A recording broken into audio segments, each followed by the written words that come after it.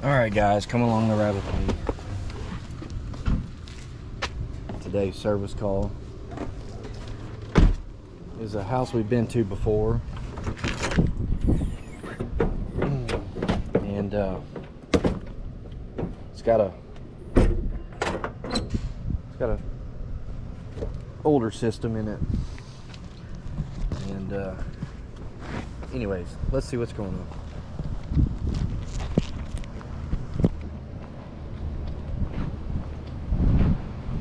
Hello. How are you? I'm good. How are you? I'm doing fine. Doing fine. I'm finally here. I know. Yeah. Am I able to go in the front door? Come right there? Maybe the. Okay. Whew. Yeah.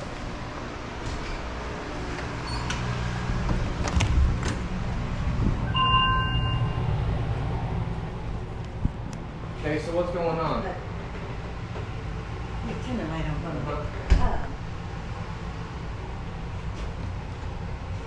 That's okay. I'm having a day, baby. That's okay.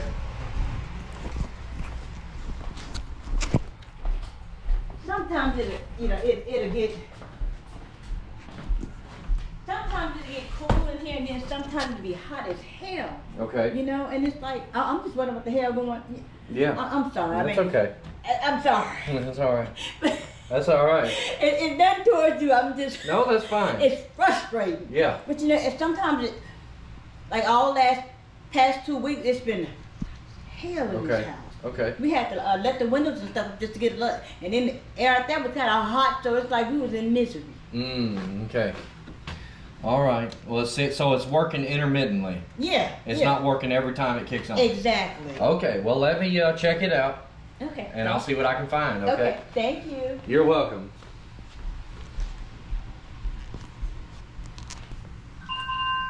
All right, guys. As you can see here, inside is 72. Oh, it's so hot. I just bumped it down to 65. It was at 72 when I got here, just like 15 seconds ago. But as you heard, apparently it's not kicking on, or something's not happening when it tries to run. So we have a return here. Let's do a little something. Let's see about this filter. Up and old. Brand new. Interesting. All right, let's go outside to the outdoor unit.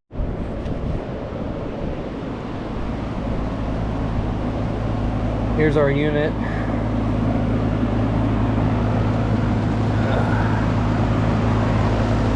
As you can see, our stickers on it. I was out here probably late last year, maybe changing capacitor. Let's just open this thing up and see what we can find. It's so interesting. Every time you show up to a house and the call is almost emergency, it's not cooling, yada yada, need someone today, and you show up and it's 95 outside and indoor is keeping up at 72. Where do you go from there?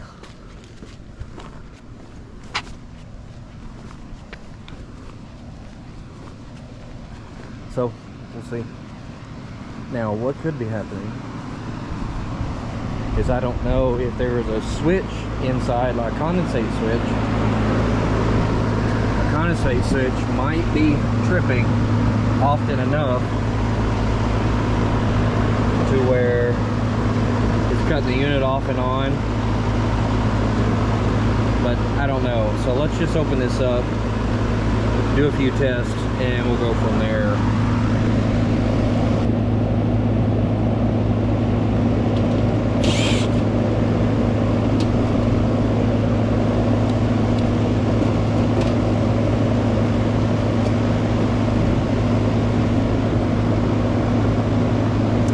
Yeah, so it says 11/6/24. So I knew it had been pretty recent.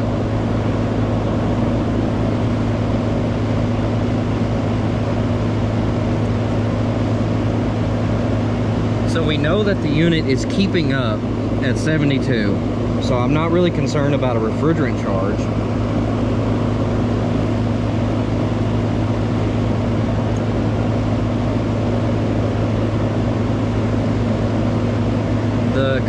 The condenser coil isn't clean, but it's not extremely dirty either.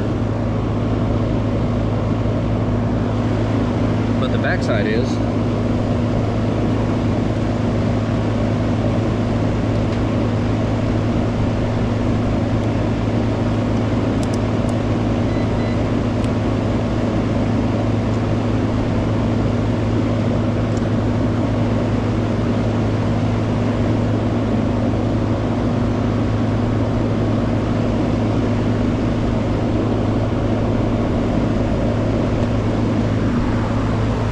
So our fan motor is running at 1.1 essentially, which is just fine.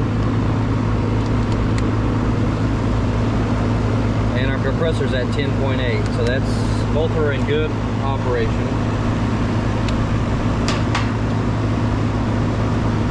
Now what I see here, and it concerns me a little bit, is we have our energy load control that the utility company has put on, and I'm wondering if that is playing a role in cutting this unit on and off. I guarantee it. Maybe. I don't know. I can't guarantee it because I don't know. Let me talk to the homeowner and see what they think. Tracy, let me ask you this. At what point, can you hear me?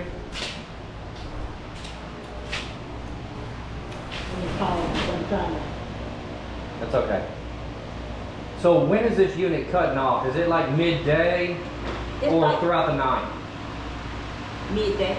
Midday? Yeah. Okay. All right, and how recent has it been doing this? It's been good for a couple of weeks. A couple of weeks? Yes. Okay. All right. Can I actually get in there? Of course, I will get out your way. All right. Whatever you need me to do, baby. All right. All right, no problem. Sounds good. Is this enough room? Yes, ma'am. Okay.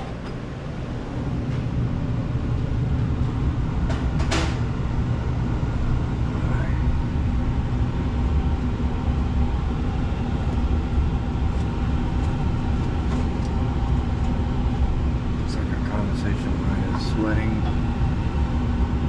We'll empty that out, but no switch. So. All right. Thank you.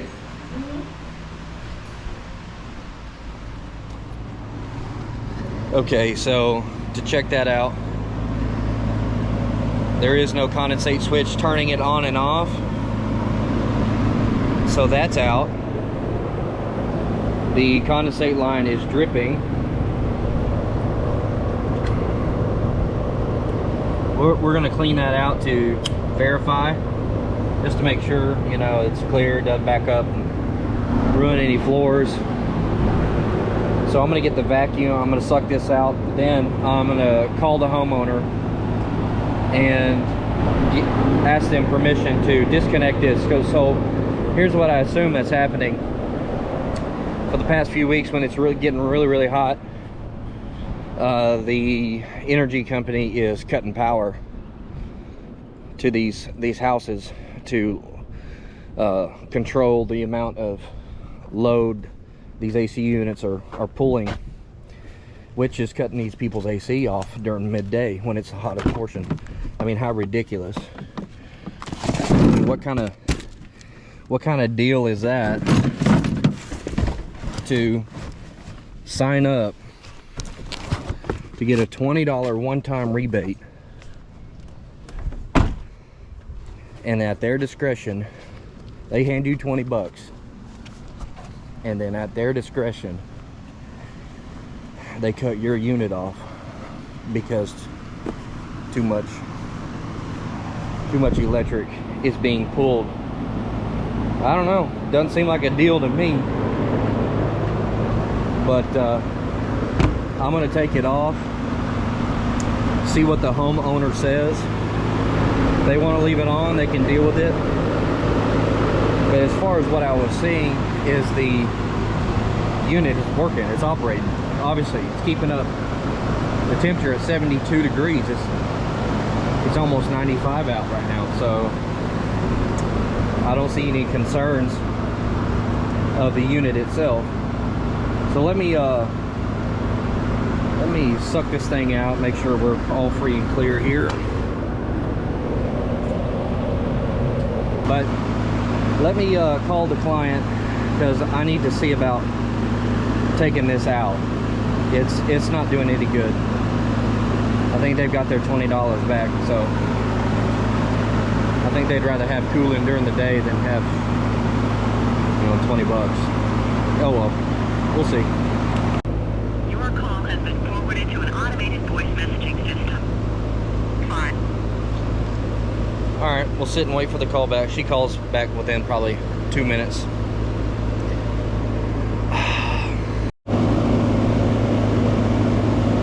So here's what we're gonna do. We're just gonna go ahead and remove it.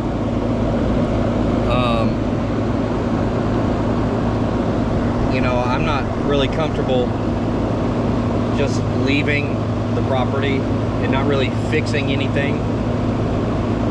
But I've got to be kind of like Sherlock Holmes and put my detective work on it.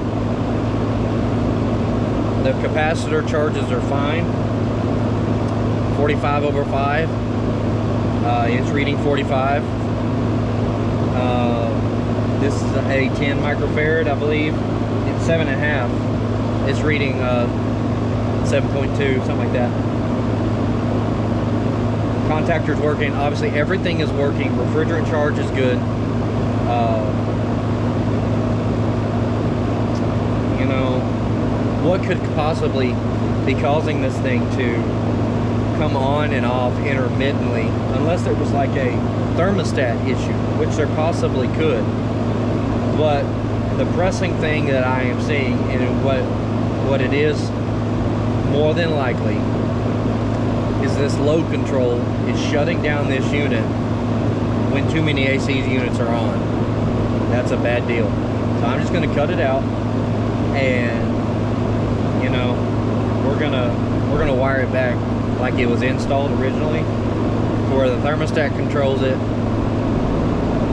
and not some load control where some computer in an office somewhere, you know, says that they can't run their AC unit. That's just not it. So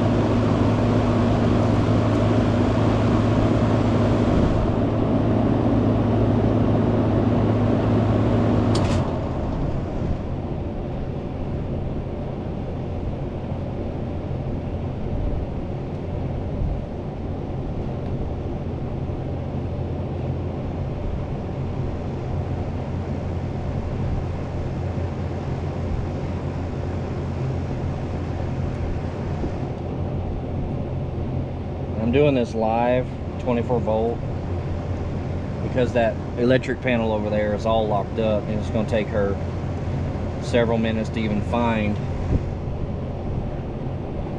the key to unlock it, so I'm not going to even mess with it. Okay, but hopefully you can see this here. I'll just cut it loose so you can see.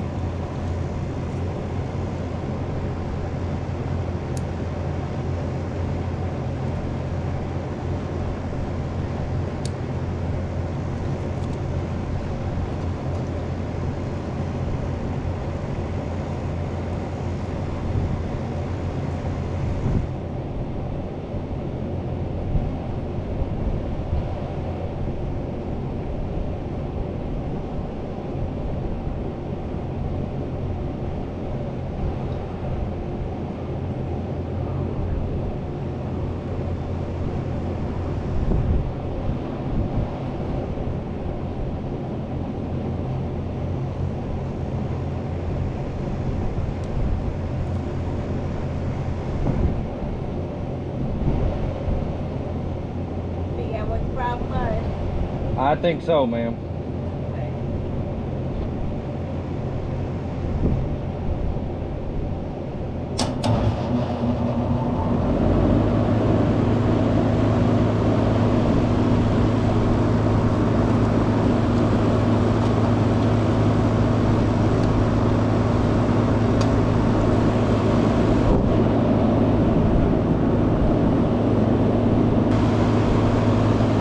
So here, what I did is, so here's how it works. So within this conduit, flexible conduit, liquid tight, we have our 240 power that goes up to the bottom side of the contactor. It gets power from the bottom side of the contactor. Constant 240 volt that powers up the, I guess, the board that's inside. Well, then this board determines whether the AC unit should run or not run. And then what it does, and it sends a 24 volt signal, closes the loop if it's allowed to run, it opens if it's not. And this ties into one leg of the 24 volt coming from the indoor unit. So this is kind of like a float switch, but this is an electrical float switch. So it's just breaking one leg and then connecting to the other side. And like I said, nearly every time I install a unit that has one of these on it, I leave it alone, because let's say I install this unit and then I put this back on it, and in the middle of summertime they're going to call me and say, hey, the AC unit you just put in, it doesn't work during the day. What the heck's going on? And of course that'll get me all in a frizzy and go, oh my gosh, what happened? You know, client just paid a lot of money to get a new system installed. What could be the problem? Yada yada. You know what? Let's just avoid all the potentials, and we'll go from there. How about that? How about that?